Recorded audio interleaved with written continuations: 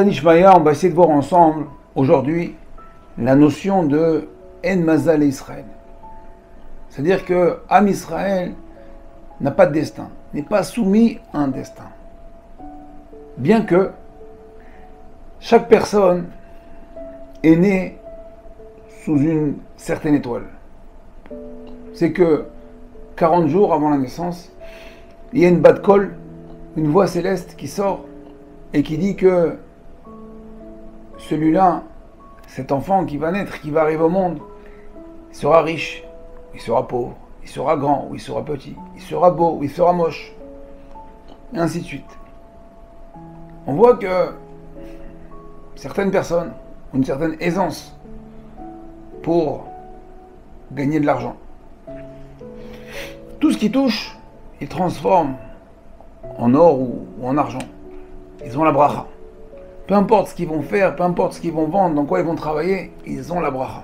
Et d'autres, ils peuvent être bac plus 5, 6, 10, 15, ça marche pas. Ils sont médecins, ils sont chirurgiens. Certaines brachas, il n'y a pas de malade. Ils n'ont pas de malade. Pire, le bonhomme, il va ouvrir une société de pompes funèbres, pas un mort. Alors pour lui, c'est pas bien, pour les autres, c'est une bracha. Il y a des gens, ils ont le mazal pour trouver leur conjoint. Dès la première rencontre, ils vont trouver le bon partenaire. Et bah, au Hachem, ils vont se marier. Ils vont directement avoir des enfants. Et d'autres, c'est dans la difficulté. 20 ans, 25 ans, 30, 35 ans, ils n'arrivent pas à se marier. Et après, des complications pour avoir les enfants. Et ça, dans chaque domaine. Il y a la personne qui va être sous le mazal de la santé. Il est fort, Baruch Hashem, toujours en bonne santé. Et l'autre, il a beau prendre des vitamines, des protéines, le moindre petit courant d'air, le moindre petite chose, il attrape un rhume, une angine, et pourtant, il fait le vaccin. Et quand bien même, la Gemara, dans Shabbat, Daf Kuf Nun Vav Amud Aleph, nous dit que En Mazal Israël.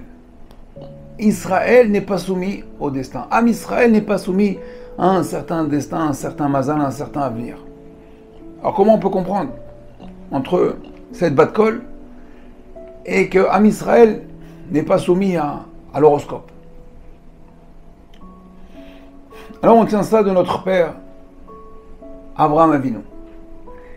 Que lui, lorsqu'il est né, la bat kol elle est sortie et Abraham, selon les caractéristiques de sa neshama, de son destin, il devait être stérile, il ne devait pas avoir d'enfant, pas de descendance. Et quand bien même, lorsqu'Akadosh Baruch Hu lui promet qu'il va hériter de la terre d'Israël, Abraham Avinu lui dit, mais très bien, mais moi je vais l'hériter, mais j'ai pas de descendant. À quoi bon tout ça? Akadosh Baruch Hu lui fait la promesse. Et lui dit, Lech lecha mi'artzecha mi'ulatecha u'bet avicha. Va, change d'endroit, de situation géographique. Mais en fin de compte, c'est pas qu'une situation géographique. Sors de ton système, sors de ton concept, change. Et à ce moment-là, Abraham Avinu va changer d'endroit, mais va surtout changer sa manière de se comporter, de vivre, d'agir. Et grâce à ce changement, Baruch Hashem, lui et sa femme, vont faire descendre une neshama, vont voir un enfant, Yitzhak.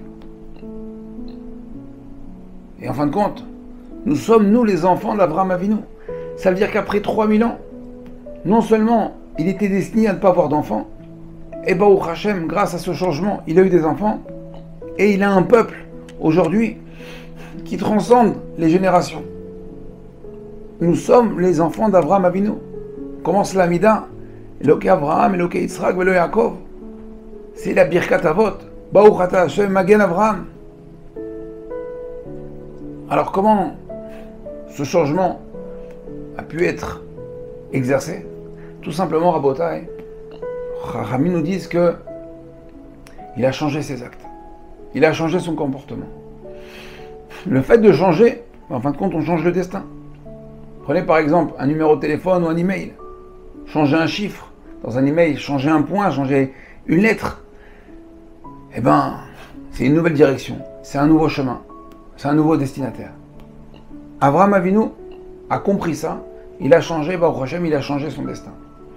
Donc en fin de compte, quand on dit que Am Israël, En Mazal Israël, en fin de compte, c'est vrai qu'à la base, on est né avec un certain destin. Mais en fin de compte, à nous de pouvoir et de devoir le changer. En fin de compte, on ne peut que l'améliorer, le peaufiner. Et ça, il faut se mettre sous l'aile d'Akadosh Baruch Hu. Il faut développer une certaine bitachon d'Hachem, de croire qu'on n'est pas que soumis à un destin. Il ne faut pas être petit. Il ne faut pas être petit. Il faut voir grand. Il faut voir que, en fin de compte, tout est dans les mains d'Akadosh Baruch Hu. À sujet de changement, un jour j'ai eu un problème. J'ai eu un problème avec l'ordinateur. J'avais un fichier qui était important. Et j'essaye de l'ouvrir. Et là, Windows me dit que ce dossier ne peut pas s'ouvrir. Il n'existe plus, il me met la croix rouge et j'essaye. Alors je redémarre et j'essaye à droite, à gauche. Rien à faire. Je cherche comment pouvoir récupérer les données. Et impossible de récupérer les données. Je prie à Kadosh Baruch Hu, je t'en supplie. Tous les dossiers s'ouvrent. Celui dont j'ai besoin, avec lequel je dois travailler, je n'arrive pas à l'ouvrir. Et je cherche, je demande à Kadosh Baruch Hu.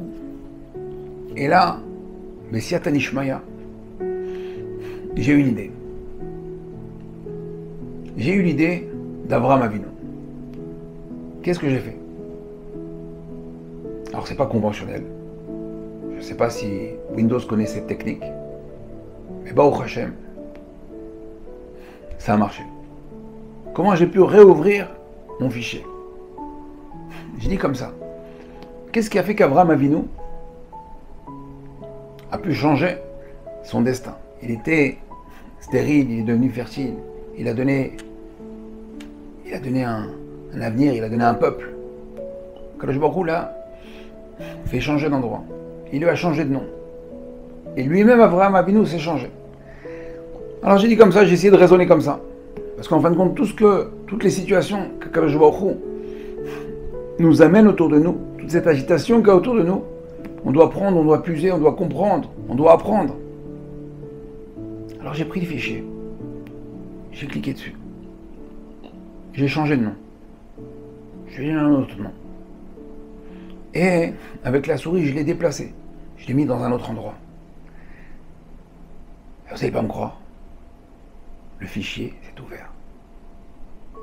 Qu'est-ce qui a fait qu'il s'est ouvert? Il a changé. On a changé. Avec les données qu'il avait maintenant, il ne pouvait plus s'ouvrir. Il n'avait plus la possibilité de s'ouvrir.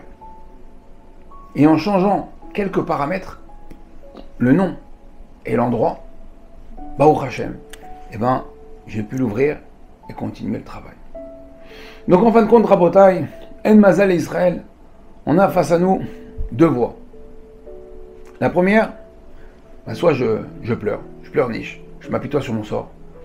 Je suis comme ça, je suis moche, je suis petit, j'ai pas de chance, je réussis à rien. Et le temps passe, j'arrive pas à me marier, je trouve pas, et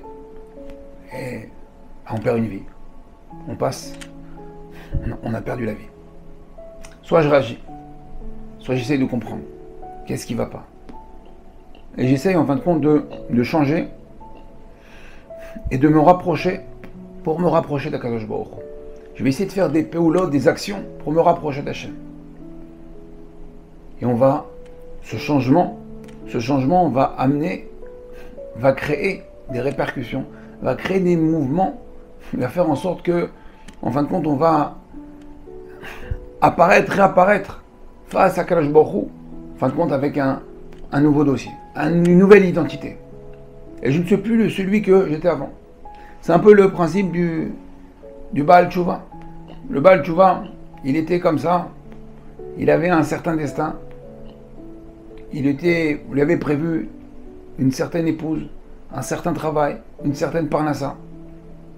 Et un jour, il a décidé de changer, de se rapprocher d'Hachem, de devenir meilleur, pour un monde meilleur. Car je vois, il dit, attends, celle-là, elle est en fin de compte, elle est plus pour lui, ce travail c'est plus pour lui, ça c'est plus pour ça.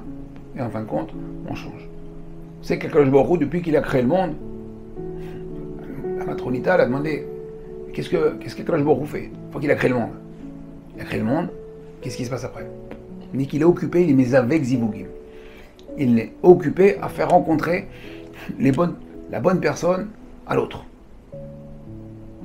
Et en fin de compte, c'est un algorithme qui est tout le temps en marche, tout le temps en mouvement. Parce que de même qu'on change, le Kadosh Baruch Hu, il va les donner, en fin de compte, elles vont changer.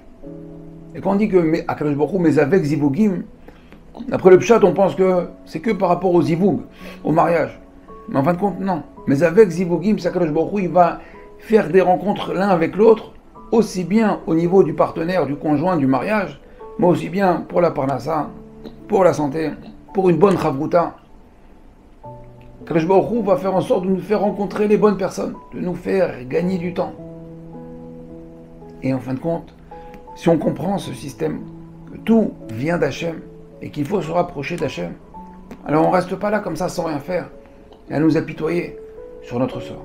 Il faut savoir que des fois, même si ce sort il est comme ça, si on voit un petit peu du noir, on broie un petit peu du noir, et bien c'est comme ça, Rabotai, que le monde a été conçu.